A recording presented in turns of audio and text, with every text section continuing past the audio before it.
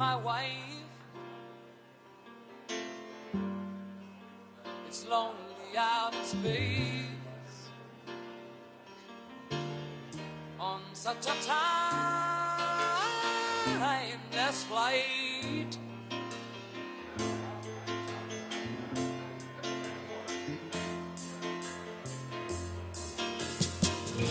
And I think it's gonna be a long, long time till touchdown brings me round again to find I'm not the man they think I am at home.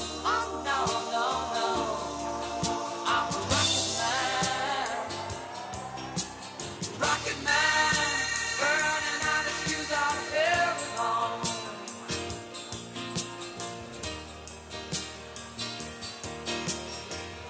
And I think it's gonna be a long, long time till touchdown brings me round again to find I'm not the man they think I am at home. Oh no, no, no, I'm a rocket man, burning out his fuse out here alone.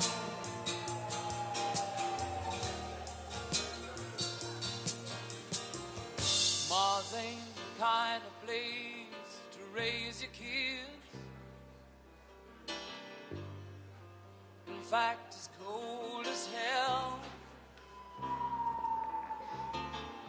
and there's no one there to raise them if you did.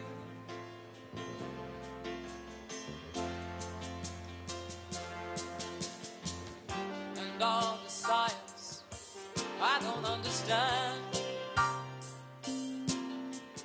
it's just my job 5 days a week. A rocket man,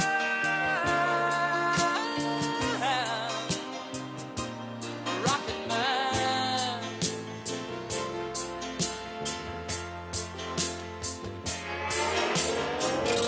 And I think it's gonna be a long, long time till touchdown brings me round again to find I'm not the man they think I am at home. Oh no, no, no, I'm a rocket man, burning out his fuse out here alone.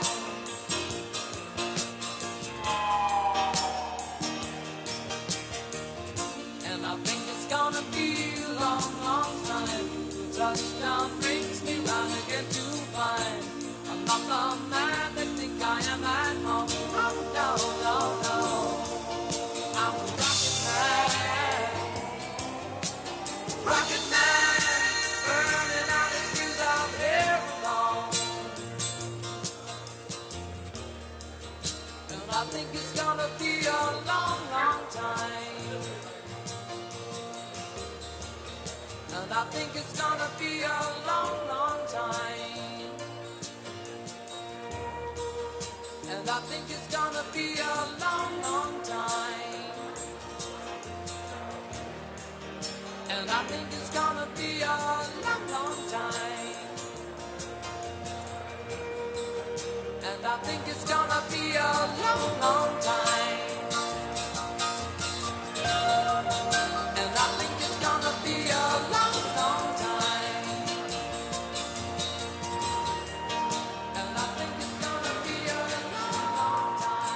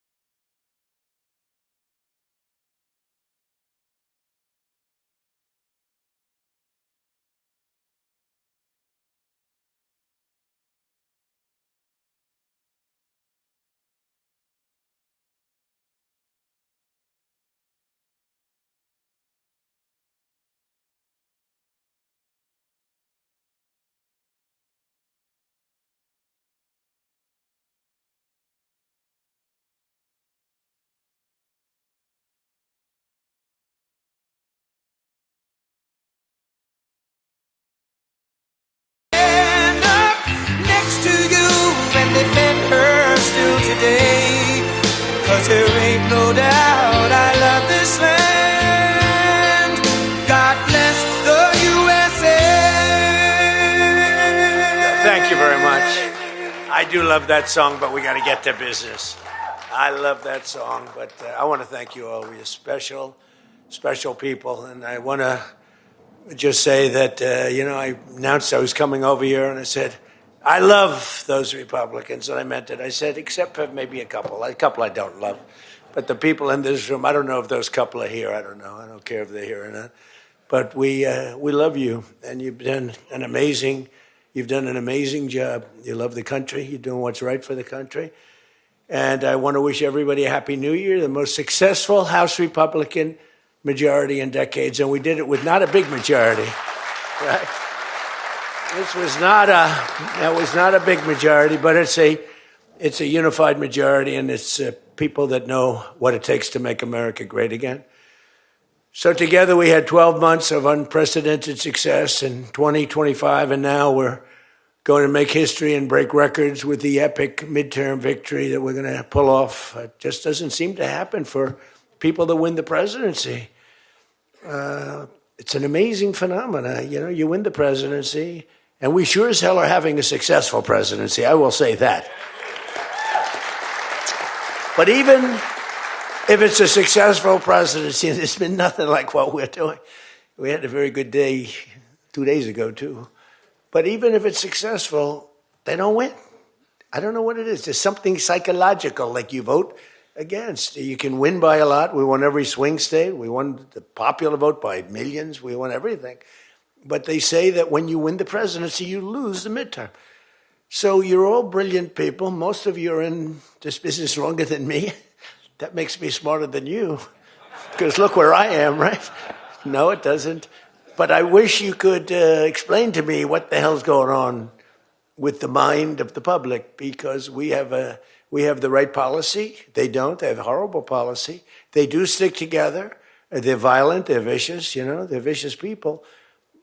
And they stick together like glue. They don't have a couple of the people that we have. A couple of people, not too many, really very few. And that's why I want to just say that before we go any further, I want to express our tremendous sorrow at the loss of a great member, a great, great, great member, Congressman Doug LaMalfa, who passed away yesterday, as you probably have heard. And he was the leader of the Western Caucus, a fierce champion on California water issues. He was great on water. He wanted, release the water, he'd scream at him. And a true defender of American children. He was a defender of everybody. And our hearts go out to his wife, Jill, and his entire family. He voted with me 100% of the time. And by the way, he wasn't a 3 o'clock in the morning person. Do you know what I mean by that?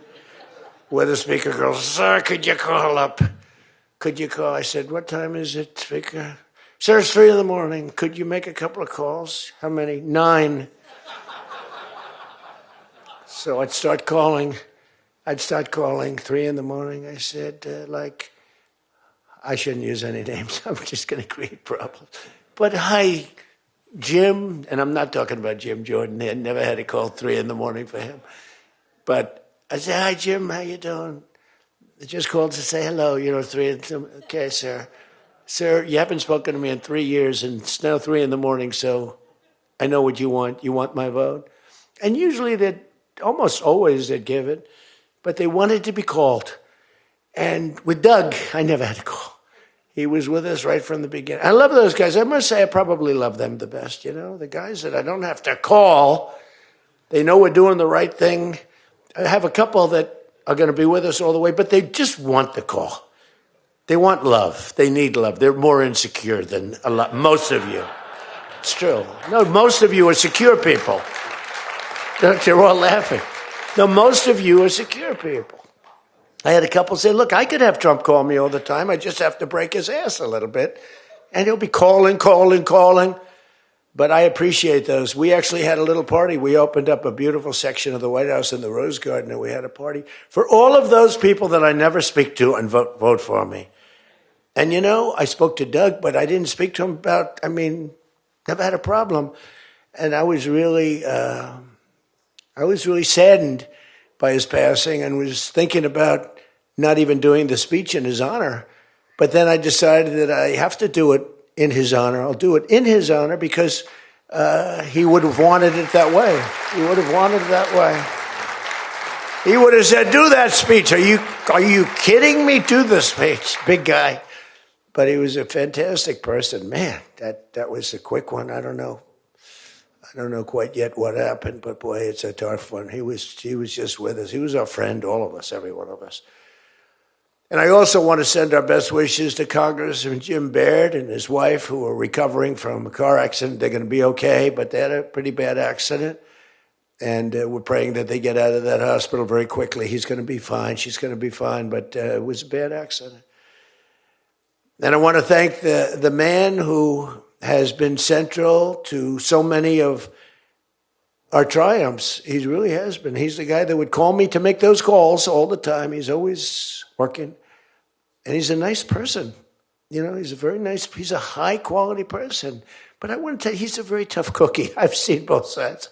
Not often do I have to see the other side, because he's just, by nature, he's a very fine, religious. I like that. He's a religious person. I like that. I like religious people. It usually means they're more honest. Sometimes it doesn't happen that way. I've had some real religious ones that did numbers on me, and I said, I'm going to get them someday. They got me by surprise, but it's usually good, okay, right? And his name is Mike Johnson, Speaker Mike Johnson.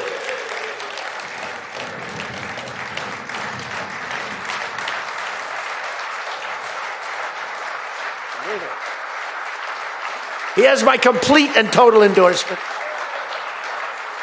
Stand up, Speaker. So, you know, but it is true. A lot of times they'll say, I wish Mike were tougher. He's tough. He's tough as anybody in the room, actually.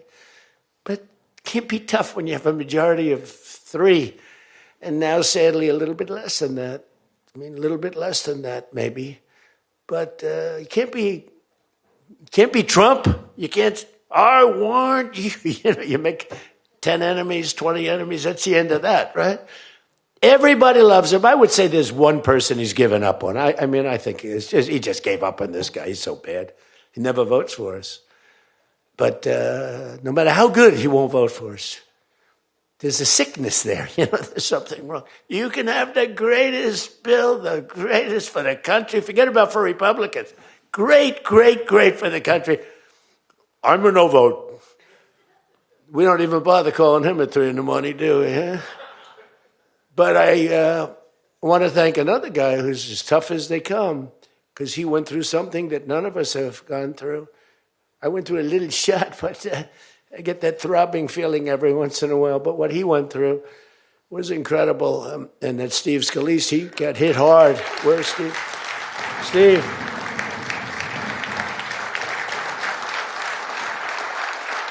He's a tough cookie. He was dead. I went to the hospital. His wife was crying so much. She was a mess. Oh, yeah, she loves you. That's the only thing I learned about Steve, that he has a wife who loves him. Because I've gone to hospitals where guys are in bad shape, and the wife couldn't care less. She's waiting. She's looking for the next guy. Who's the next guy down the pike? Who the hell is the next guy? He's died. I said, it's so bad. Oh, yeah. I had one where the dog died and the husband died at the same time. I said, it's so sad. Yes, I love this dog so much. She couldn't give it, and the guy left her a fortune. Can you imagine? I shouldn't have left her anything, but she was much more concerned. It's true. Oh, the dog was devastated. The husband, he was like an afterthought. Your wife loves you, Steve. She's a great wife. Another one who has a great wife, Jackie, is Tom Emmer, right? Look at you. You have a great wife, but you haven't been tested like these guys. You haven't. We don't want to test her, right? She's incredible. She's a strong, beautiful, great person. She's a great person. She actually liked me at the beginning when we were having little fights. We weren't even having fights. We just didn't know each other. We didn't know each other. And I heard he said something negative about me. He was sort of right about the subject, but you're not supposed to say ever, even though you're right. But Jackie was saying, I'm telling you, he's a great guy. He's good. He's going to be a great president, blah, blah, blah. She was fighting for me. And now I love this guy. He's great. Jackie's right about, she was right about both of us, I think, right? But Tom has been incredible. He's incredible at what he does. And he's a great team player. Your conference chair, Lisa McLean, is so strong and powerful and beautiful. Thank you, Lisa. Thank you. Thank you. And I think their broadcast, we said we don't care if the press comes or not. So when I say that, that means that they're broadcasting all this, and I'm letting my feelings out because it's true. I feel that way about so many people in the room. I could say it about many of the people in the room. Some I don't know as well, but many of the people in the room. They're incredible people. You're incredible what you're doing. We also have another one, Richard Hudson, chairman, NRCC. Richard's always in there. Always with a smile. No matter what's happening, Richard. He always has a smile. He's just a positive guy, smart and positive. Thank you, Richard. Really appreciate it. You do a great job. Republican Policy Committee Chairman, Kevin Hearn. Kevin, where are you, Kevin? Thank you, Kevin. Thank you. Did a great job.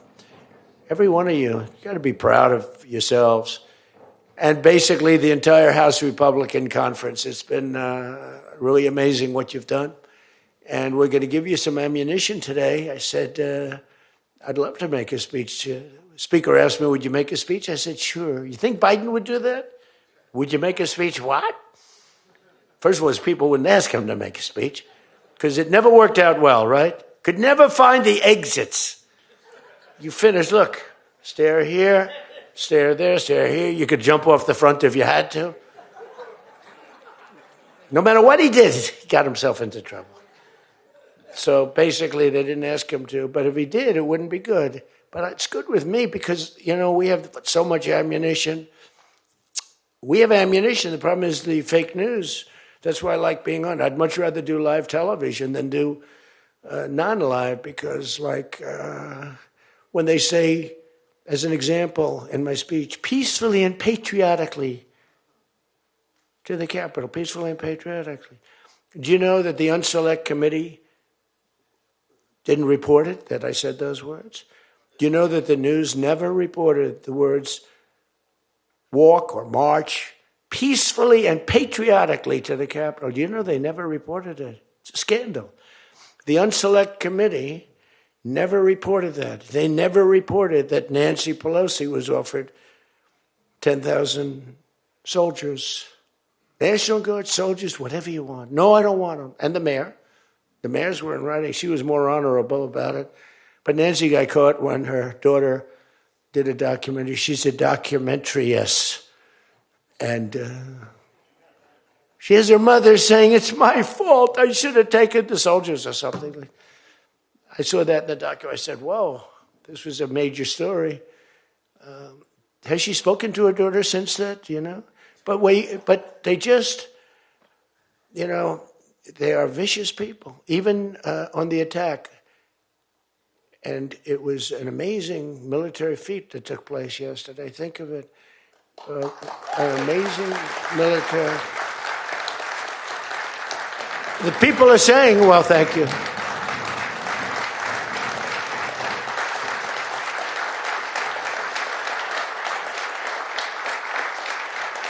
People are saying it goes down with one of the most incredible. It was so complex, 152 airplanes, many, talk about boots on the ground. We had a lot of boots on the ground.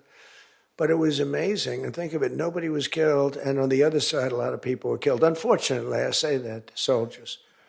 Cubans, mostly Cubans, but many killed. And they knew we were coming, and they were protected, and our guys weren't. Our guys are jumping out of helicopters, and you're not protected, and they were. But it was so brilliant. The electricity for almost the entire country was, boom, turned off. That's when they knew there was a problem. There was no electricity. Caracas said, there's no electricity. It's not the only people with lights were the people that had candles. was just off. So we sort of got him a little by surprise, but it was brilliant tactically. It was an incredible thing. But I watched where Schumer, he's such a bad guy. I mean, I've known the guy for a long time, and he's such a bad guy. You know, at some point they should say, you know, you did a great job. Thank you. Congratulations. Wouldn't it be good? I would say that if they did a good job. Their philosophies are so different, but if they did a good job, I'd be happy for the country. They've been after this guy for years and years and years. And, you know, he's a violent guy. He gets up there and he tries to imitate my dance a little bit.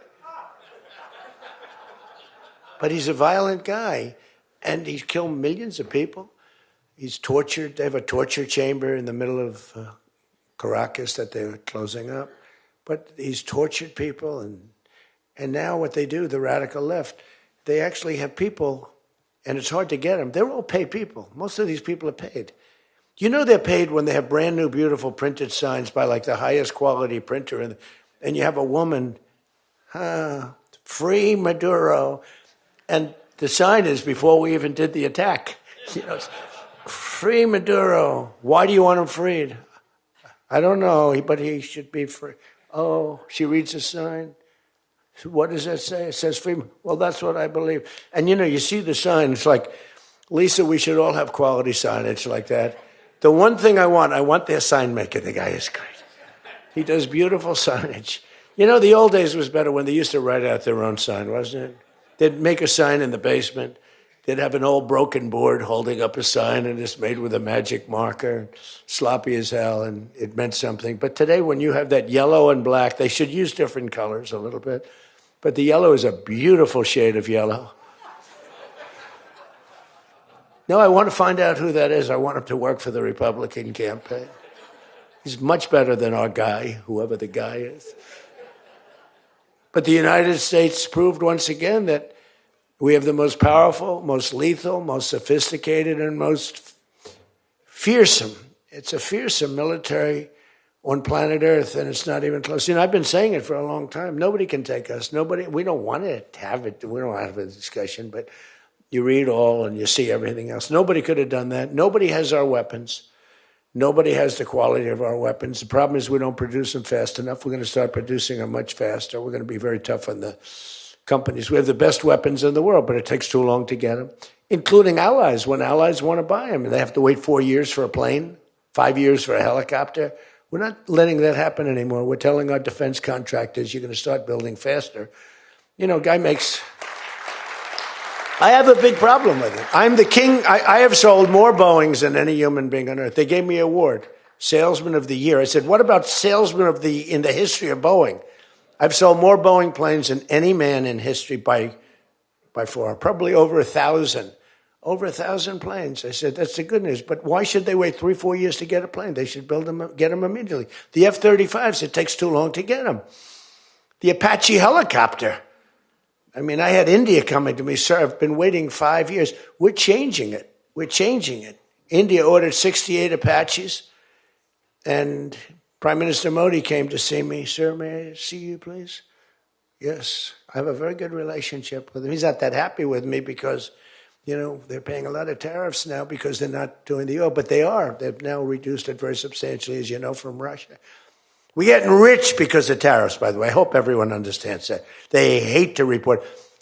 We're going to have over $650 billion poured into our country or coming in shortly because of tariffs. You know, they're finding all of these pockets of money. A couple of weeks ago, sir, we're off by $39 billion. Oh, is that good or bad? Meaning, do we have it or are we short of it? Sir, it's $39 billion that we can't account for. That means we have an extra 39. Yes, sir. I said, well, what are you saying? We just don't know where it came from. I said, check the tariff shelf. Sir, that tariff doesn't start until September. He said, no. It started about a month and a half ago. Check it. Comes back 25 minutes later. Sir, you were right. It came from tariffs. This never happened to us before, where we find plus 39 billion, not million, plus $39 billion. They were missing. We've taken in $650 billion or shortcoming, and that's because I'm being nice. If I want to be, and we have national security because of tariffs. And frankly, we have a big Supreme Court case. I hope they do what's good for our country. I hope they do the right thing.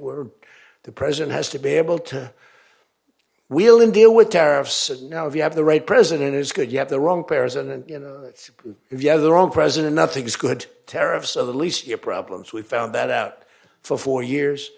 We had the worst president, did the worst job. They had the worst policy. We have to even run against these people. Now, I won't say cancel the election. They should cancel the election because the fake news will say, he wants the elections canceled. He's a dictator. They always call me a dictator. Nobody's worse than Obama and the people that surrounded Biden. Not Biden. I don't think it was Biden. He didn't know what the hell was going on, okay? The election was rigged. He had no idea what happened. He still doesn't. The auto pen. And by the way, you ought to make a big deal out of the auto pen. The auto pen was your president because most of the things were signed by auto pen. And you're not allowed to do that. I signed very little. Now I just sign everything because it's just so crazy. But, like I had the other day, we elevated a general to 4 stars. I think you should sign that. That's a big deal. A general did a great job, was elevated to 4 stars. And I had the gentleman, and I signed it in front of him, held it up. You got to sign that. You can't give it to an auto pen. And you can always tell an auto pen. One thing, it has 2 little tiny dots. You know that? 2 little dots. You know what that's from? 2 pins. They go bing, bing. They're wonderful things. But you got to sign it. And the law is you have to sign it. If somebody's, telling the auto pen person, he has to be authorized by the president of the United States. Well, he wasn't. The guy barely knew the president. How many times did you speak to the president, right? He said 2. And they just spoke about the weather. It was like this. But he was never authorized to sign. And I think 95% of the things were signed by auto pen. You can tell because the auto pen is a nice, clean signature, and his signature is a mess. The only thing he signed was, which is nice, was Hunter's pardon. That's the only thing that we can find that he signed. Most of it he didn't sign. So somebody's sending papers to sign, and he wasn't the president. First of all, the election was rigged. You ought to have voter ID. You ought to insist on it. You ought to insist on it. Can you imagine?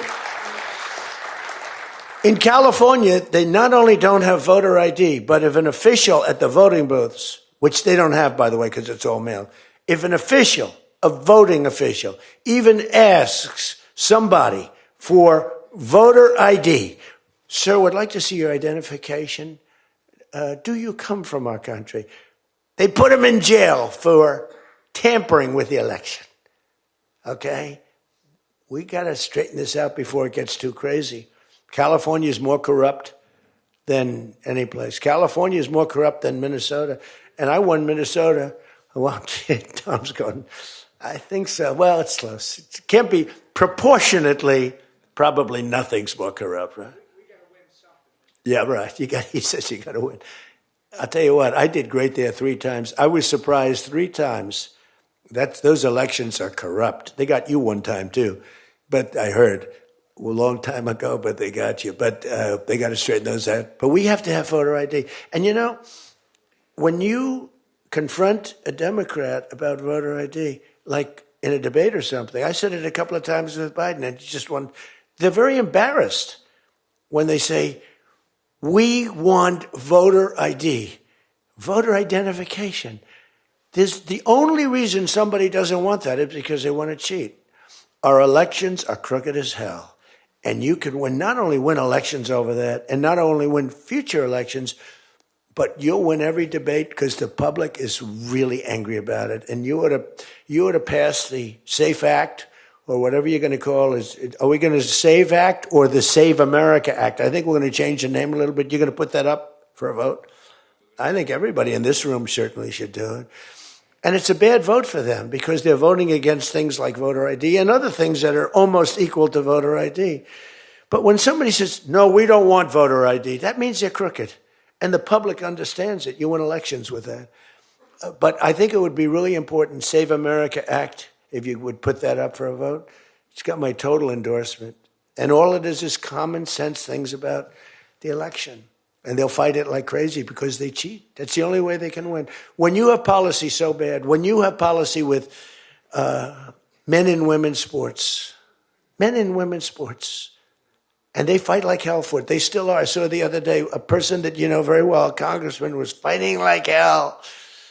And, I was out the other day with somebody, and I was with an ex-football player. The guy was massive. His leg was like this. And a young woman who plays flag football. And she's very good, supposedly, as an athlete. She's smaller than this guy's leg. Okay? And if they were playing football together, he wouldn't even have to run. He could just keep walking. They couldn't take him down. He can't even believe it. But there are so many. They had a race, a long-distance race. They had champion men, women, one of those marathon deals. The man finished 5 hours and 14 minutes and 36 seconds sooner. He beat the champion woman by 5 hours. It's so demeaning to women. It's so ridiculous, right? It's so ridiculous. The weightlifting, take a look at the weightlifting records. One record stood for 18 years, and it was broken by 112 pounds. They couldn't get 1/8 of an ounce, They'd put an eighth of an ounce on. Then she's going to break the record for her mom, who's sitting in the front with her father. I'm going to break it, Dad. And she's out there. We're adding 1/8 of an ounce to each side. This record has stood, ladies and gentlemen, for 18 years. But she's going to do it. She's looking to get into the Olympics, right? And she gets up, and they put a little tiny thing like this, little tiny. And my wife, by the way, my wife hates when I do this. She said, she's a very classy person, right? She said, it's so unpresidential. I said, but I did become president. She hates when I dance. I said, everybody wants me to dance. Darling, it's not presidential. She actually said, could you imagine FDR dancing? She said that to me. And I said, there's a long history that perhaps she doesn't know. Because he was an elegant fellow, even as a Democrat, right? He was the attack by Japan, he was quite elegant. But he wouldn't be doing this. But nor would too many others. But she says, darling, please, the weightlifting is terrible.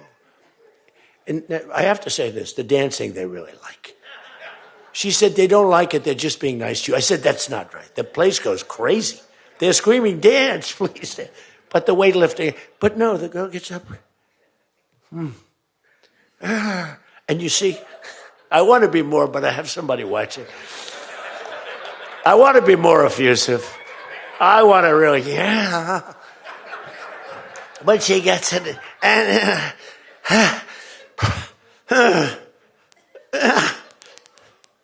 drops the thing, walks off the stage crying. Her mother's crying, her father's crying. Guy gets up. He said, have you lifted before? A little bit. And he walks up. Bing. He could have gone ding, ding, ding, ding. I think it was 112 pounds, right? It's crazy.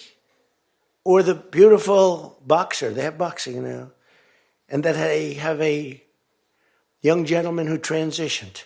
He was a very good boxer, but he wanted to be a woman, which is, to each his own. Because I want to be very liberal when it comes to these subjects. I'm trying to get that vote. It's not an easy vote to get. It's very tough for me to get it. But he transitioned, and he transitioned. And the girl was a champion boxer from Italy, remember? She got up, first round. He hit her, boom, with a left. A left, for those, everybody here knows about. But a left, Lisa knows better than anybody. But a left is defense. He goes, boom. She's like, oh my. She walked to the corner, remember? She didn't go down, but she did everything else. But she said, I've never been hit like that before. I don't want to go out again. You can do it. You can do it. Bang. She walked off. She said, he happened to win the gold medal, that young woman. He won the gold medal. There were two transition people. They both won gold medals. The whole thing is ridiculous. You have policy on your side. They don't have policy on your side. Right? You have policy. And I saw this guy fighting like hell. The swimming records is ridiculous when you look at the swimming, any records. It's crazy. And it's so demeaning to women. Women are and for a long time, they refused to talk about it. They were embarrassed to talk about it. Now they do talk about it. They talk about it openly. But they have the worst policy on everything, open borders. We want open borders. They still want an open border. We did the greatest job ever on borders. And I think they forgot it. My guy said to me today, I have a great guy, Ross. He's the greatest speechwriter. He said, sir, let's not mention the border. Nobody cares about the border anymore. Can you believe it? This was the biggest, this was the biggest thing there was. It says to me, nobody cares about the border because it has a shelf life. I fixed the border. I fixed it in my first term, but now I really had to fix it. It was much worse, when I came into office. Millions and millions of people were pouring into our country. And I fixed it. And my guy, who's incredible, says, people don't want to hear it, sir. You've done that. The problem is people forget that I did it. They totally forget. They were talking about the other day, we don't like Donald Trump on this. We don't like Donald Trump on that. And somebody just out of the blue said, well, he did an unbelievable job. Who cares about that? They're saying, that's been done. What do we do about that, Mike? Everything you do. It's almost like, what have you done lately is the way you have to run your life.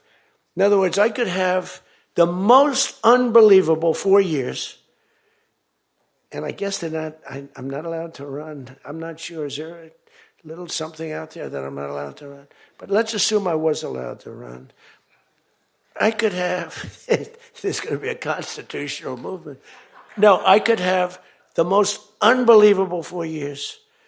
Everything was great. But in the last week, I made a little slip up in something. And you lose the election. It's like, so we can't let them forget that we did such a great job on the border. By the way, Venezuela, everyone, they're marching in the streets. They love it, except in New York. I mean, where they find these people? These people, they're not these people are a mess. I know it's not nice to say that. These people are a mess. Where do they find these people? They're the worst looking people I've ever seen. They got hats that are all frayed and all, they look like, they're all paid. They don't even know what they're talking. When the reporters don't interview them because they know that it's, the press is so anti. It's hard to believe the press could be so anti because it's all common sense. It's not, we're conservative, whatever. Doesn't matter. We're all common sense people. It's not even conservative. It's common sense. But the press has no credibility whatsoever. Think of it. I got 97% bad stories on one network, 93% on the other, and I won in a landslide. You know what that means? The press has no credibility. That's all it means. And we got to keep it that way. So I don't talk too much about the swimming, the weightlifting, the boxing. I don't talk about it. You know why? I want to start bringing it up about a week before the election because I don't want them to correct themselves. I don't want them to say, we've decided that we don't want to have men playing in women's sports. That would be a devastating blow for us. Because that's, they say it's an 80-20. No. It's about a 98-2 issue. We've decided that we will not have open borders where the entire world, from the Congo, prisons from the Congo, these are extraordinarily tough people. These are people that make our motorcycle gangs look like fine young men. Okay? Our motorcycle gangs are wonderful people by comparison. No, they come in from prisons in the Congo. They come in from prisons from all over the world, but in particular Venezuela. Tren de Aragua. Tren de Aragua comes in, and Tren de Aragua, they say it's the worst gang in the world. It makes our gangs look like little sweethearts. It makes our gangs, you want to take them out to dinner, they're so nice. They cut off the fingers of people. One guy makes a phone call in Colorado. The governor stinks in Colorado. He has no control. So Trende Arago, they don't want to do anything about it. So ICE has to go in and take them out because the governor doesn't want to do anything. But they make a phone call.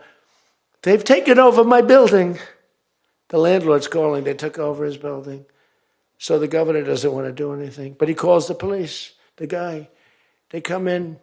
Did you call the police? This is Trende Arago. We're talking to the man that owns the building. Did you call the police? Yeah. Boom, they cut off his fingers. If you call him again, the next time your hand comes off. Can you believe it? The guy's walking around, his fingers were cut off. And these are the animals that we're throwing the hell out of here. Washington, D.C. is now the safest city in the country. And you people know that better than anybody because you were, I mean, think of it. You're in Congress, you're respected people, you're afraid to walk outside.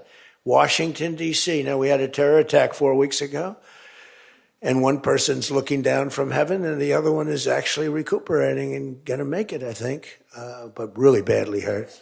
Really badly hurt. Most positive mother I've ever. No, my son's going to be fine, sir. The mother was telling me that the night of the attack, I went just like I went to you. I spoke to this incredible woman. Sir, everyone's praying for my son. He's going to be fine. The doctors thought she was, just hoping against hope. There was no chance. And 2 weeks ago, he got up and started walking around. It's amazing, actually. So maybe some really bad. It looks like he could be okay. He's going to have pretty bad after effects. But that was a terrorist attack on people that are doing a great job. And it could have been anywhere. But we haven't had a murder. We would have, on average, 2 murders a week in Washington. I don't even like talking about it. Two murders a week in Washington, D.C. We haven't had one in 7 months. People can walk out now. You can walk down with your wife down to the restaurants, which are booming, by the way. I mean, if you go back to before I got in, and we did a pretty good job 4 years ago, but there was never this, in my first term. So when we were during the first term, we were pretty good, but, it wasn't like that big of an issue. It became a big issue because people were being mugged all over the place. We had a couple of people working in the White House that were killed. We had one guy waiting for his wife in a car. They said, "Get out of your car." He said, "Well, I'm waiting for my wife." They blew his head off. The wife is walking up to the car. Animals. And then they get angry when I say, they're animals. Nancy Pelosi, they're not animals, they're human beings. No, they're not. This is another thing. That's a 98-2 issue also. No, they're animals, and we've taken them out. We've took out over 2,000 people, brought them back to their countries from where they came, or they're in prison now in Washington. Because it's not just like, you have to take the bad ones out. 2%, 3% of the population causes 90% of the crime. Think of it. 2% of the population in Washington, D.C. causes 90% of the crime. So when you get rid of the 2%, we took out over 2,000 people, got them out of the country or in prison. Some were so bad that we didn't want to send them back to their countries because they'll come back in, even though it's hard now, but, they're pretty smart. They're sick, but they're smart. But you're now living in one of the safest cities in the country. It's a great thing. You can walk to the restaurants. Restaurants are booming. New restaurants are open. They were all closing. You wouldn't have had a restaurant. And I don't know about you, but to me, those soldiers standing there look so good. I'm not going to feel safe walking down the street without them. I don't think you would either. Even though, we took out so many criminals, I just feel better. To me, they're beautiful. I look at these soldiers, and you feel safe. You feel safe. I don't think if we took them out, even if the crime wasn't much, it would definitely be more. We did a great job in Chicago. They don't want to talk about it. We, against all this slob of a governor, this stupid slob, who's the family threw him out of the business. He was a dope, and the Pritzker family, but they threw him out of the business. And the mayor, he's a low IQ person, extremely low IQ. We should give everybody like these competency tests, right? The cognitive, they call it cognitive. I'm the only president that went for cognitive. I think every president and vice president should be forced to take cognitive exams, mental tests, like, are they intelligent? Wouldn't it be nice? Do you think Walz could pass a cognitive test, as an example? Do you think Kamala could? I don't think Gavin could. He's got a good line of crap, but other than that, he couldn't pass. I mean, here's a guy who didn't want to have water coming down from the Pacific Northwest. Why? You know, they have a little tiny fish, this big, it's a little tiny fish. Not doing well. You know why? No water. They're sending water. It's too much. It's killing the fish, so they cut it off. And then they have 25,000 houses burned down. They don't know why. No, I think, I believe in it. I'm the only one that took a cognitive test. I do, it's the worst. If I don't do a medical exam, because I've had times where I went longer, because I'm busy. If I don't do a medical exam, they say, Trump's not doing an exam. There must be something wrong with him. If I do the exam, they say, why did he do this? Why did he do this part of an exam? He did too much. There's something wrong with him. Do you remember there was a period, Mike, where I had 32 days in a row I did one press conference, 2, 3, sometimes 4. I do them behind the desk. I don't even just do it. I do press conferences. But I do many press conferences. So in 32 days, and then one day, just one day. This is 32 days in a row. Must be some kind of a crazy record. Then one day, do you remember I didn't do one? Because I took Kai, my very brilliant golfer, beautiful young lady who swings the club so beautifully. She's a great scratch golfer and loves playing. Grandpa, would you take me to play golf? So I ran, I play golf in record. I play speed golf. It's better that way. You know the expression? Miss it quick. No, I play speed golf, but I'm a good golfer. Everybody knows. Anybody that I've beaten in this group. But I love to play golf, but I don't get to play much. But I took off 2 hours, and the press couldn't find me. But they knew I was there because they follow me. And I was getting, are you okay? Guys are calling me up. Some of the guys in this room. Sir, are you okay? Yeah, what's the problem? There's a report, sir, that you're no longer with us. Remember that? No. The report was that I don't want to use the D word. It's such a horrible word. Dead. I don't like. There's a report, sir, that you're no longer with us. I said, well, I just hit a 280-yard drive. This isn't bad. And, it's one of the, and it took me a couple of weeks to get that one straightened out. The new one is they did a report in the fake news New York Times where I worked this day from early in the morning till late in the evening, but we don't give out a full schedule. It's like who the hell wants to give out a schedule to these people? But it's all work. And this, in particular, this day was brutal. I never got to leave the seat. You couldn't do anything. It was just one after another after another. And this went on from early in the morning till late in the evening. And my people gave out a report. He had lunch. They show a report, lunch with somebody. And they did a story. Donald Trump is slowing down. He only had lunch. And then he went back up. And they said, that's malfeasance, whoever did, right? No, it's terrible. I was actually more angry with my people than I was with the New York Times. But they wrote a story. And it takes you a period of time to recover from these hits. And it's almost no matter what you do, but you have to keep a positive eye. But we have a fake press. We did a thing that's so incredible on medicine that nobody has ever done it. Reducing favored nations, most favored nations, we reduced the cost of medicine at levels that have never even been dreamt of before. We should win the elections on just that thing if we did nothing else and went home. Go home. We did favored nations where we're bringing down the price of a pill. As an example, in London, the pill sells for $10. In New York, it sells for $130. That's 13 times as much. most favored is I want to pay what the lowest nation in the world is paying. Everybody knew about it, but nobody had the guts or the stamina to do it or the respect from other nations, but I do. And then you also had to get the drug companies. The drug companies were not easy, but they were much easier compared to the other nations. So the other nations used to tell the drug companies, we're not going to pay more. You kept it for years, the same price. Everything, we just kept going up, up, up. And finally I had the drug companies and I said, listen, fellas, you can't do this. Can't do it anymore. I'm not going to let it. We're going to do it. And you're not going to do it. And I did things to them that were brutal. But I really found out it was the nations that were so tough. So when France was told that the pill will go from $10 to $30, it's a big increase, right? But it's not really. And that ours would come down from $12 or $13 down to $30. So theirs would go from 10 to 20 or 30. And ours would go from $13 down to, meaning $130 down to 20 or 30.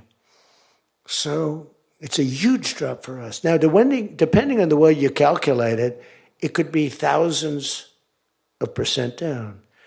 It could also be 90% and 80%. You know, there's two ways of calculating. I don't know if you know. They said, Donald Trump exaggerated. No, there are two ways of calculating it. But calculate it at 80, 90%.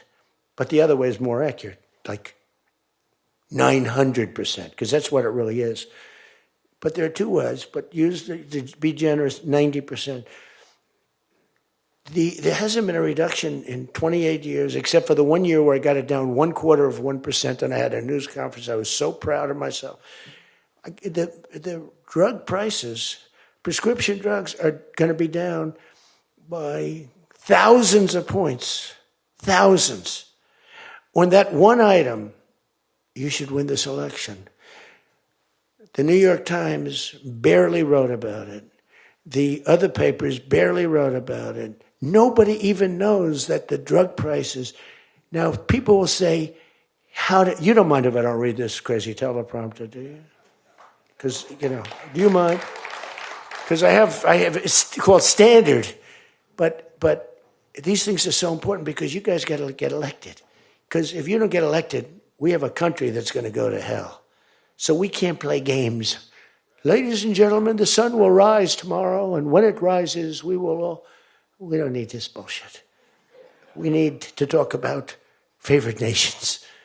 And your numbers are coming down at levels that nobody's ever seen. We inherited high prices. We inherited a mess. We inherited the greatest inflation in history. And you know what was knocking it down? The bad economy that we inherited. We inherited bad. We now have the hottest economy in the history of our country. We have $18 trillion being invested in the United States. You have, every one of you have car plants, AI plants, plants of all different types. Because of tariffs. I hope we get the good ruling from the Supreme Court. I only hope we do, because it's given us tremendous national security. So let me just finish up, because I weave. I love to weave. If you ever weave and don't come back to the point, then that's a problem. Then you say, but when you weave and you go here and boom, boom, boom, always coming back, then you're in good shape. But what's happening is by doing what I did, we're getting numbers that are so low. But what did I do to the countries? I said, France, your health care for prescription drugs is going to go up triple. It's going from $10 a pill, just as an example. I call it the fat drug. You could say the fat drug, Ozempic. Ozempic is $80 in London, and it's $1,300 in New York. The fat drug. A friend of mine called me up. He said, what the hell is going on? A very rich guy, but I said, the fat drug doesn't work on you. Why are you even taking it? The drug has failed miserably, but he's a very loud, boisterous. He's not a bad guy, not a great guy, smart as hell. But he's a very rich guy. This drug, he could have paid millions for it. It wouldn't have mattered.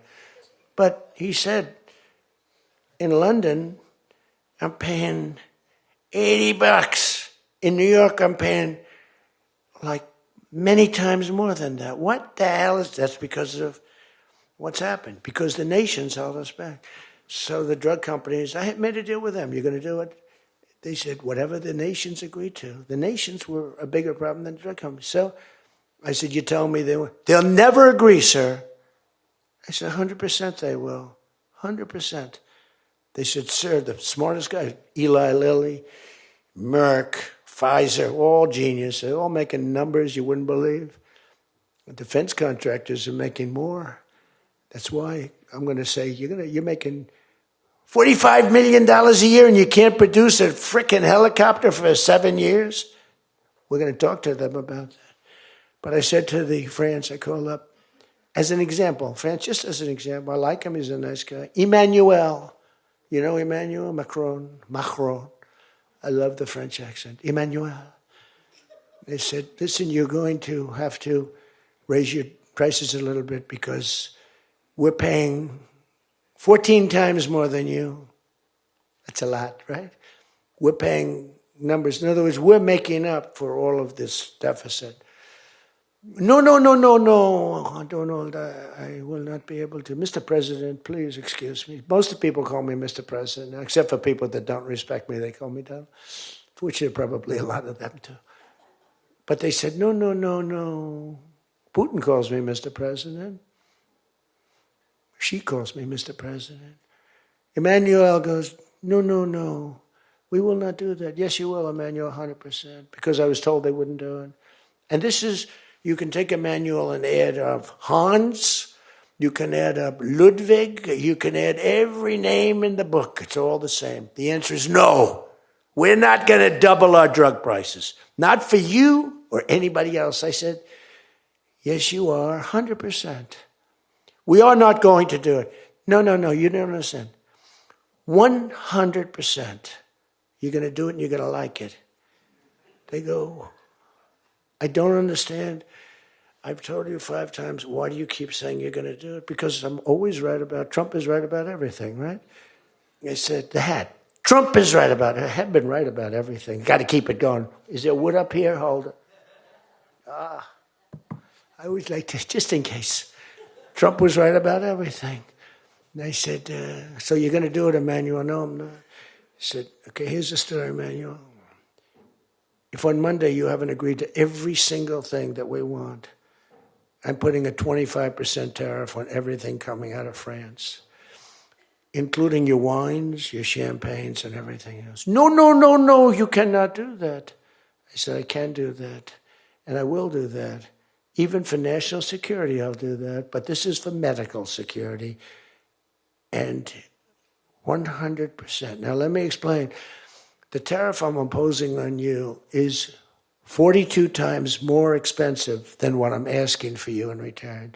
So you can either have a 25% tariff added on to you, like I did with China on fentanyl. I put a 20% penalty tax on China, and it's drying up because the tax is far more than they make with fentanyl. But with the other nations, I said, you're going to do it. And you know what he said? You can't do that to me. I said, yes, I can. Don't worry about it. It's not going to be that bad. You just have to explain it to your people, your 39 million people, that, by the way, don't vote by mail. They vote on paper ballots. They tried voting by mail, and there was fraud all over the country. We're the only country that votes by mail, essentially. You know that, right? You know, Speaker, that's another thing. We're the only country that's stupid enough to vote by mail. Even Jimmy Carter's commission said, don't do it. But just to finish so that you won't say he wanders.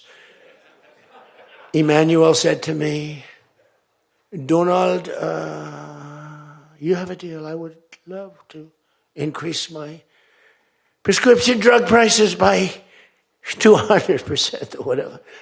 I would love to do it. It'd be such an honor. Whatever you want, Donald, please. Don't tell the population. Please, Donald, I beg you. Every country said the same thing. No, we will not do this. Some were strong, some were very nice, some were rude. But they all said one thing, no, we won't. And within, I'd say on average, 3.2 minutes, they were all saying, we would be honored to quadruple our drug prices. So we would be honored to quadruple our prices if that's what you like. We want to make you happy. Okay. Therefore, I will not charge you a tariff, and you're going to increase your drug prices by 3 times what they were paying 2 days ago, right? And we have now favored nation. You think Biden could do that? I don't think so. Think Biden ever thought of it? Now, everybody's wanted favored nations, but everybody knew it was impossible to get the countries to agree to it because they wouldn't have done. And they've been doing this for 40 years or whatever it is. We were subsidizing the entire world. That's just one of the many things we're giving. But you should take that thing. That's going to save. Now, that also, when you add that to healthcare, your drug prices are much lower than what you projected. So we're going to reduce healthcare by a lot. One other thing. On healthcare, it's never been our issue. It should be our issue. We had a very nasty vote from a couple of people. I guess Collins, I guess Lisa Murkowski, and I guess a man named John McCain. Remember? Thumbs down. You remember. He said, I'm all for 10 years he campaigned. I don't want to be nasty, but for 10 years he campaigned on Obamacare. We're going to destroy Obamacare. We're not going to do it. And then we're going to terminate it. And then, it was a little surprising. We could have had health care, good health care. Obamacare is bad. And the people understand it's bad. And the premiums are horrible.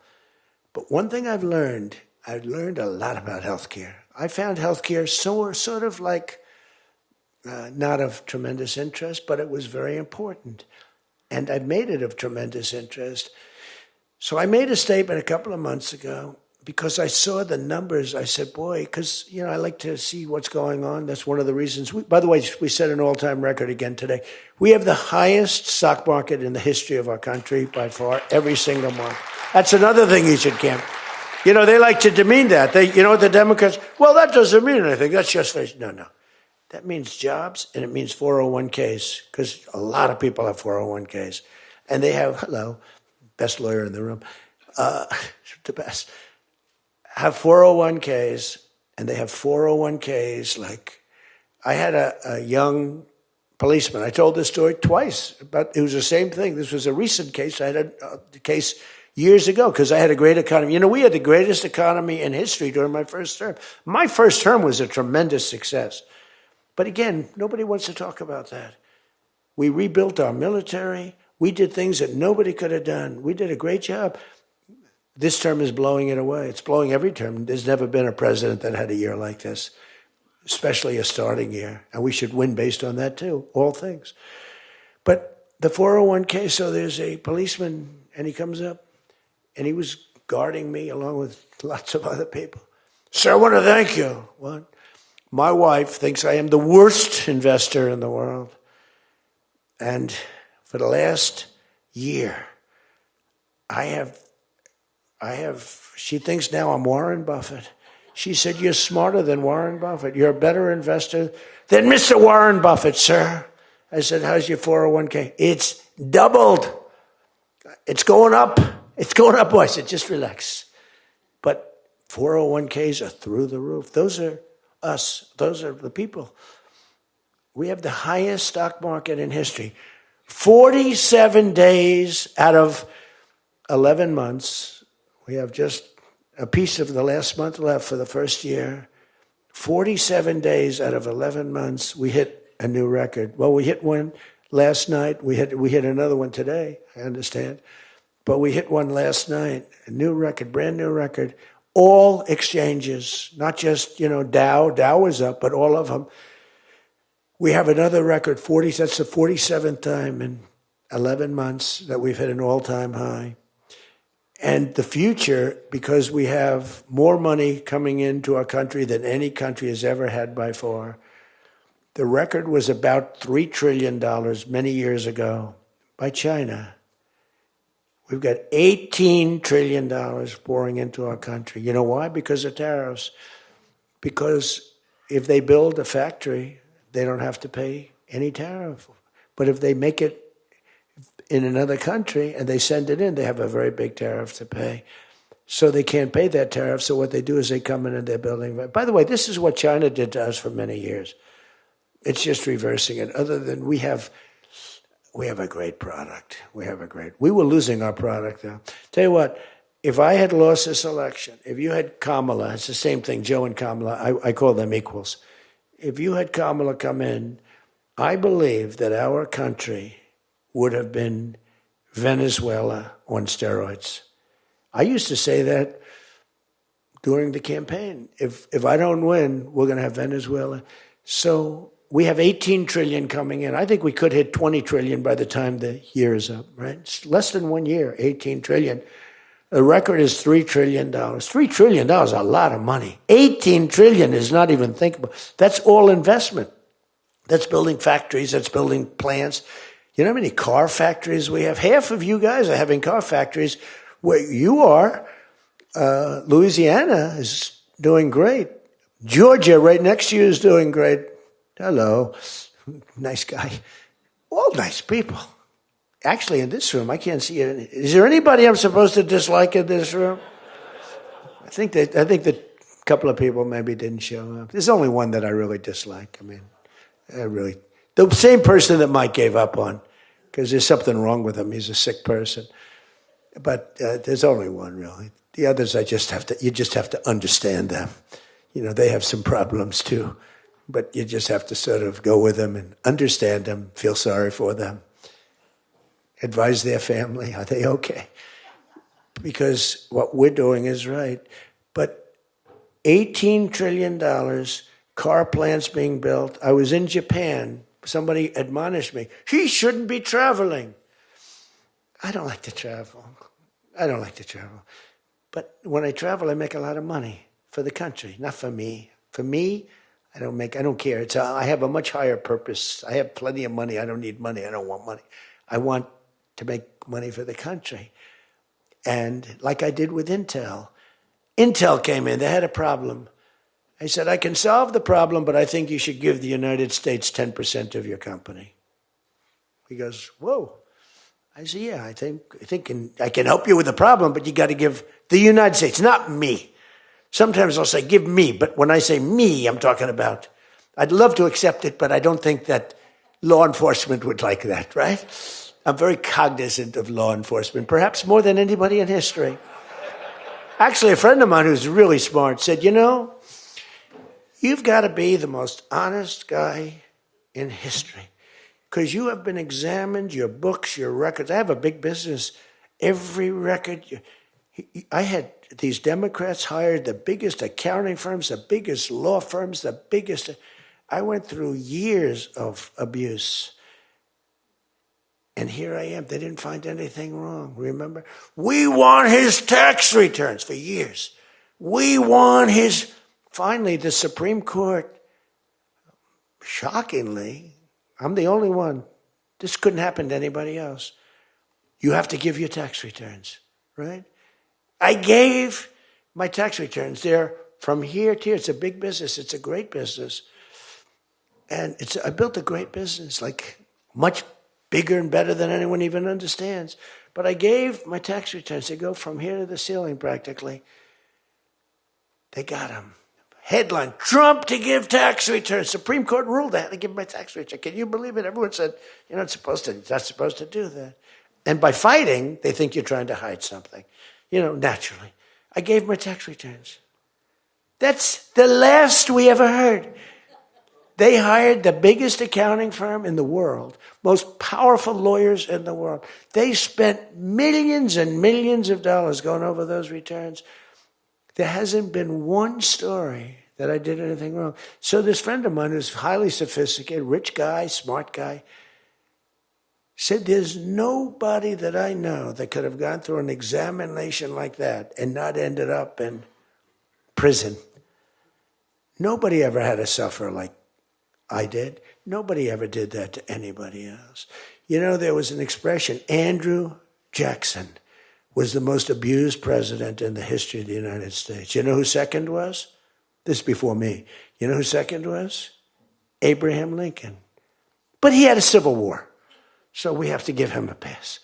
But Andrew Jackson was treated horribly. He was a great general and a good president. So bad that his wife died. I mean, his wife died. They were horrible. But I just saw a report came out the other day. I blow them away.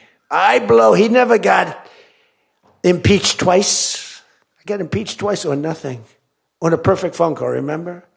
Perfect phone call.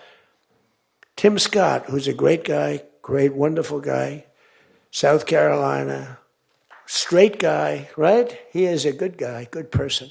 He's an honest person. He read a transcript. Thank goodness I had a transcript. Essentially, the call was taped because they tape calls. I didn't even know. So was that call taped? Yes, sir. I said, oh, well, bring it down. I don't even know. And we read the transcript. It was perfect. It was so good.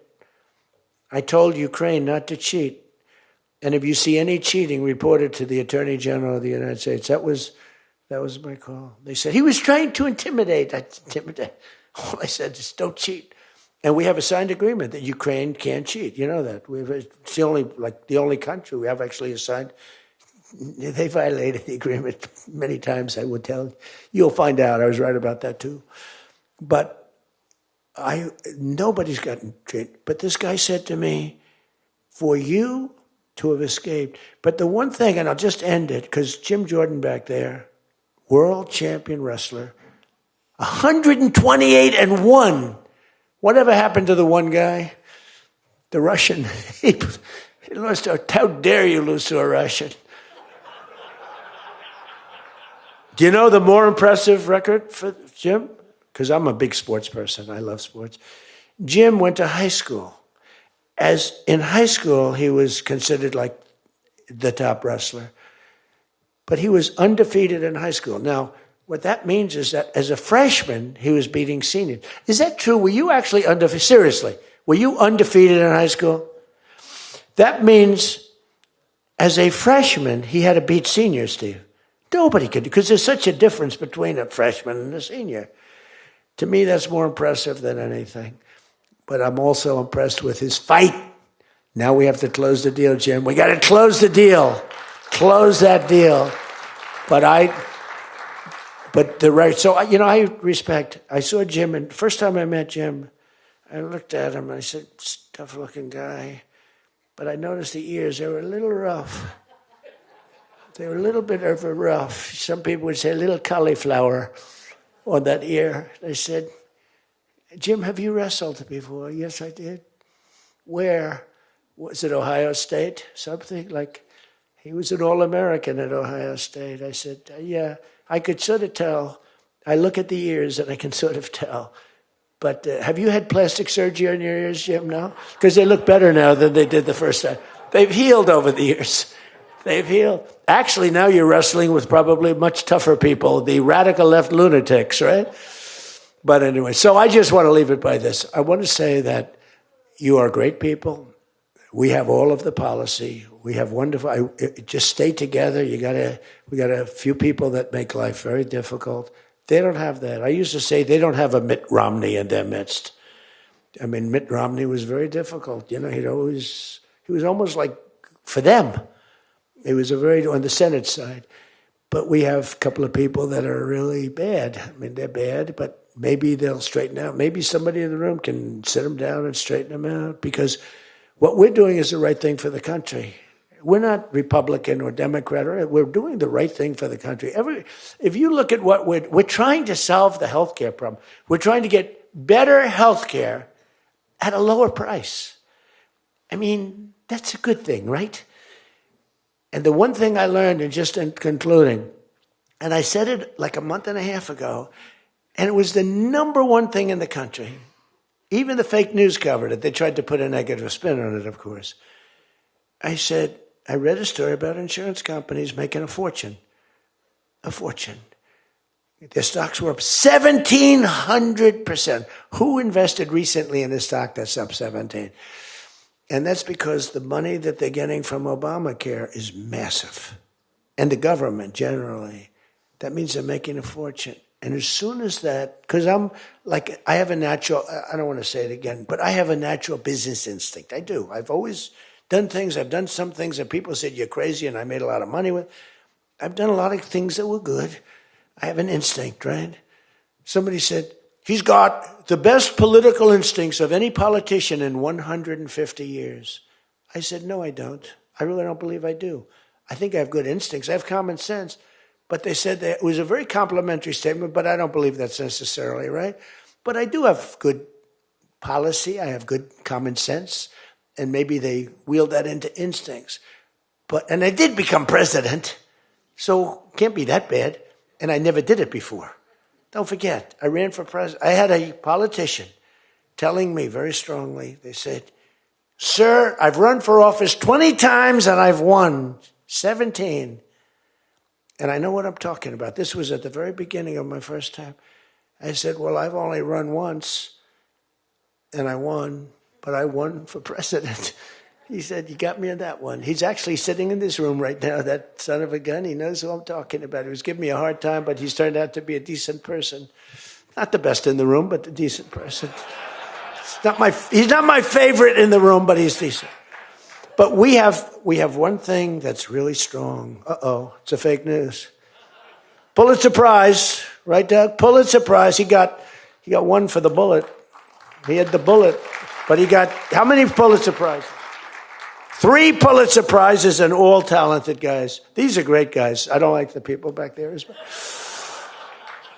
These are the ones that take the pictures. Make me look thin for a change, Doug. You're making me look a little bit heavy. I'm not happy about it. But one thing I did see and find out in the last 2 months, when you tell the people that we want the money to be paid to the people so the people can buy their own health insurance and health care, it's like, and I just said it, and I said it because I read a story on the front page of a certain paper that I don't even mention because it's so stupid paper, it's so bad, it's gone so far off the Wall Street Journal, I don't mention it. I refuse to tell you that it's the Wall Street Journal. They've lost their way. This is not the Wall Street Journal of old. But I read a story on the Wall Street Journal, and it said that the insurance companies are making so much money. They weren't demeaning them or anything, and I guess as an investor, you're happy. When I read that, I said, wait a minute, they're making that kind of money, and they're making it because of stupid politicians, I hate to say, that we allow them to make it. If you guys can get in a room, because, we don't have that as one of our issues. It's the only thing they have. They're lousy at it. They came up with Obamacare. We tried to fight it. We almost had it won, but we didn't get 3 votes. We should have gotten them. But here's, you want to turn this thing, you work on favored nations, you work on borders, you work on all of the things that we talked about, but now you take the healthcare issue away from them, and they want to fight it. You know why? They're all owned by the insurance companies. And they cannot fight it successfully. There's nothing they can do. That's like almost the voter ID thing. When they try and fight, I watched a guy trying to explain why we shouldn't have voter ID the other day, and the guy was a fool. He looked like an idiot. This is the same kind of an issue. Let the money go in a healthcare account or however you do it. Let the money go directly to the people. Now, you have to be a little flexible on Hyde. You know that. You got to be a little flexible. You got to work something. You got to use ingenuity. You got to work. We're all big fans of everything, but you got to be flexible. You have to have flexibility. I came out with a statement. Let the money go not to the big fat cats in the insurance companies that made 1,700% over the last short period of time. Let the money go directly to the people where they can buy their own health care. And I'm not sure that I've ever said anything that was more impactful. I say a lot of things and have a lot of good ideas. And this was an idea that, the whole world went crazy. The whole country went crazy. The world went crazy with envy. If you can somehow do that, Mr. Speaker, Tom, all of you, Steve, if you can do that, this is going to be your issue. And the other thing is fertilization. They're trying to hit us on fertilization. They were dead on fertilization when I got a call from a very wonderful young senator from Alabama saying they had just lost a case, and the case, I've never been met with such scorn. Friends of hers were just going crazy. And I said, explain the issue to me. And it was on IVF, the fertilization. A judge ruled against and said all fertilization places have to be closed down, like immediately. It would have been a disaster. And fortunately, I picked it up, and we owned the issue. But now I understand they're trying to make a case on fertilization. You can't let them do that. Very important issue. All of these issues are very important issues. But you can own healthcare. Figure it out. Let the money go directly to the people. It goes in a healthcare account. There are numerous things you can do, but you have to let no money for the insurance companies. I'm going to meet with the insurance companies. I said, I'm going to meet with them because I met with the prescription drug companies. And that's when I found out what was going on with the fact that we were paying 10 and 13 and 14 times more money than Europe and other places. I learned that at the meeting. Now I'm going to meet with them in a few days. I'm meeting with them all, 14 companies. I'm meeting with them all. I'm also meeting with oil companies. Let's go. You know what that's about. We've got a lot of oil to drill, which is going to bring down oil prices even further.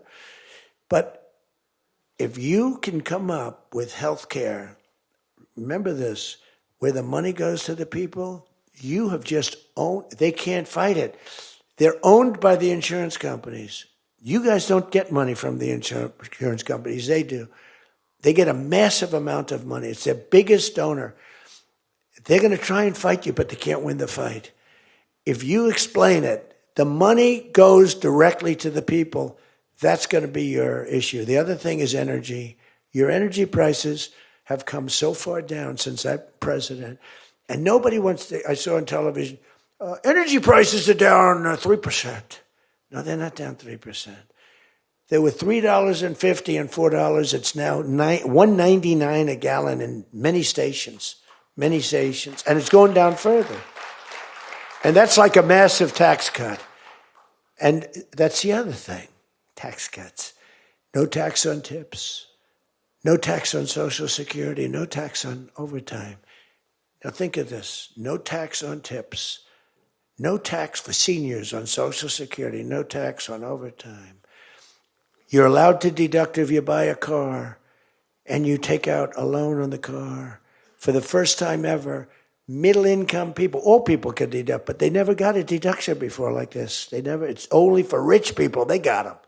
They have so many deductions. You're allowed to deduct the interest against your taxes. Nobody thought it was possible. It's going to be phenomenal for the car companies, but it's even more phenomenal for the people. It's like getting it's like paying half for the car. All of these things, you have so much ammunition. All you have to do is sell it. Taxes. But the one thing they know about the taxes, I call it the great big beautiful bill. I think it's even better. But the great big beautiful bill is just that. There are so many goodies in the bill, you have to get the word out. Because the people in the back of the room won't do it. That's why I love live television. Because they can't, sometimes they'll turn the camera off. But they're embarrassed when they do that. If we're going too strong and doing too well, if the lights go off, you know you're doing well. If the lights are on, you got yourself a problem, okay? I see that little red light. That light goes on. That's bad, isn't it? If that light goes off, you know that you're doing a good job because you're fighting the Democrats and you're fighting the fake news. And it's amazing that they can be so stupid. And they don't have credibility anymore, and you can beat them. I mean, it's the old thing that, never fight the news, but you have no choice because it's almost like they become radicalized. But you are fighting the news, but you can beat them. That's why I'm standing here. I mean, I had Kamala. I was beating Joe by 30 points, and then they changed him. That's like a fighter in the ring. He's losing, and they said, let's put somebody else in to take his place. Very unfair. They changed in the middle of the election. They said, he's going to lose, so let's give somebody else. And fortunately, she was just as bad as him. probably slightly. I don't know. Would you say it's bad or worse? Close, pretty close. But it took 6 weeks. It was a honeymoon period, 6 weeks. It took 6 weeks to find out that she didn't have what it takes. But you got to win the midterms. Because if we don't win the midterms, it's just going to be, they'll find a reason to impeach me. I'll get impeached. We don't impeach them. You know why? Because they're meaner than we are. We should have impeached Joe Biden for 100 different things. They are mean and smart. But fortunately for you, they have horrible policy. They can be smart as can be. But when they want open borders, when they want, as I said, men and women's sports, when they want transgender for everyone, bring your kids in, we're going to change the sex of your child. Just send them our way. In some cases, like in Minnesota, they don't even tell the parents. Is that right? And nobody believes it when I say it. I think we have 6 states. Nobody, am I correct? Okay, Tom Emmer said yes, so. But it's true. Where the kid comes back, they keep the kid. They operate on the kid. They don't tell the parents. It's not believable. We have great, solid common sense policy. They have horrendous policy. What they do is they stick together. They never have a no vote. They impeached me. I never knew I was going to be impeached. I get a phone call. You just got impeached. I said, what does that mean? It took them 10 minutes. They impeached the president of the United States, who did a damn good job. I rebuilt our military, Space Force. I got everything. I did a lot. They impeached me for nothing, twice. For nothing. Fortunately, you were on our side, and we were unanimous. And the second time, the few people in this little group, like Rice and this, they're all gone. Every one of them is gone, except one that we're going to sort of let ride with. Some guy that has a state that you might as well just let him ride. But think of it, everyone's gone. Everyone's gone. It makes me feel so good. I don't want to feel vicious, but I'm so happy that everyone. And they're seriously gone, too. They lost in landslides. This guy named Rice, he lost by 48 points. Right? Remember him? Oh, no, there he is. What a job you did, Mr. Fry. Congressman Fry. I looked around for somebody. It's true, this was a good choice. We've made some bad choices, too, because you have to do it. I said, who the hell can run against this guy, Rice? It was a Trump plus 40 district. They had riots around his house that night. You know, he voted, I vote to impeach. And that night they had riots. So they said, who the hell? Just give me somebody. A warm body. And then, no, it has to be a living, breathing person. And then if I could get a genius, it would be good. And we got a guy who is so good. He's been, I think, are you happy with him? I think so. Stand up, Rob. He's great. I said, where does he come from? He's like a senator, state senator or something. I said, all right. I spoke to him one time. I said, you're accepted. But little did I realize how good he was. You did a great job. You've done a great job, and the people love him. So he has done a great job. I just want to say this. I haven't read one word on this thing. Who the hell else could do this? And I think I gave you something. It's just a roadmap, and it's a roadmap to victory. You have so many good nuggets. You have to use them. If you can sell them, we're going to win, because we've won 2 races in like 50 years. It's, for whatever reason, I don't know why, but just don't fight it. It doesn't make sense. There have been 2, and they were unusual circumstances. So whether it's a Republican or Democrat, whoever wins the presidency, the other party wins the midterm. And it doesn't make sense, because we've had the most successful year probably in the history. They say, and now you add what happened essentially yesterday, we've had the most successful first year of any president in history. And it should be a positive, and make it a positive. So with that, I leave you. I do. And I started by saying I love you all, and I'll end by saying I love you. You're amazing people. What you do for this country is incredible. And thank you all very much. Thank you. Thank you.